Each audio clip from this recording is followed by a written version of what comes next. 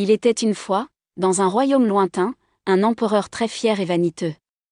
Il ne s'intéressait pas aux gens, aux lois ou aux affaires du pays. Tout ce qui l'intéressait, c'était ses vêtements. Elle avait des placards entiers remplis de tissus précieux, de broderies cousues au fil d'or et une nouvelle garde-robe pour chaque heure de la journée. Notre empereur est comme un mannequin avec une couronne. Les courtisans murmuraient, mais seulement quand personne ne pouvait les entendre. Un jour, 2 étrangers élégamment vêtus mais à l'air sournois arrivèrent dans la capitale du royaume. Ils se faisaient passer pour des tailleurs célèbres, inventeurs d'un tissu magique. « Nos vêtements sont merveilleux. » Ils ont expliqué.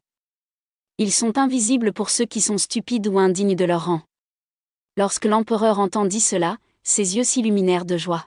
« Je veux vraiment un manteau comme ça. Si c'est seulement invisible pour les imbéciles, je découvrirai tout de suite qui mérite d'être à côté de moi. » Il leur donna donc beaucoup d'argent, de l'or, de beaux tissus et leur demanda de lui confectionner un costume de parade. Les 2 tailleurs prirent tout ce qu'on leur donnait, installèrent 2 métiers à tisser vide et firent semblant de travailler de l'aube jusqu'à la nuit. Les courtisans sont venus voir comment les choses se passaient. Mais comme ils ne pouvaient rien voir sur les métiers à tisser vide, ils avaient peur. S'ils ne pouvaient rien voir, cela signifiait-il qu'ils étaient stupides ? Alors tout le monde a dit : « Merveilleux ! Léger comme l'air ! Magnifique travail !» Quand ce fut le tour de l'empereur de les essayer, il se retrouva lui aussi devant le miroir en « rien ».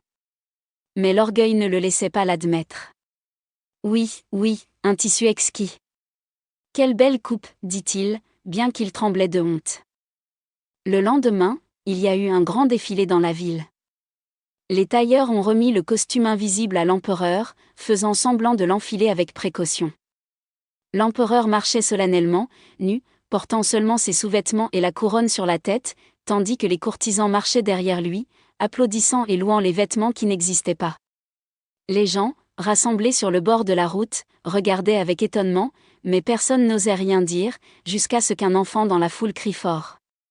« Mais, l'empereur est nu !» Pendant un moment, il y eut un silence. Puis, comme s'il se réveillait d'un sort, tous les gens se mirent à rire et à confirmer. « C'est vrai ! L'empereur est en sous-vêtements. Il ne porte rien. » L'empereur devint rouge comme une tomate, mais ne dit rien. L'orgueil était trop grand pour admettre la vérité. Il continua son chemin, plus têtu que jamais, comme si les images qu'il s'était créées de lui-même étaient plus importantes que la réalité. Les faux tailleurs, bien sûr, avaient disparu avec tout leur or et leurs faux éloges. Lorsque nous nous laissons guider par la vanité et la peur de paraître faibles, nous pouvons finir par croire des mensonges et ignorer la vérité. Parfois l'enfant qui dit ce qu'il voit est plus sage que tous les courtisans qui restent silencieux. Fin.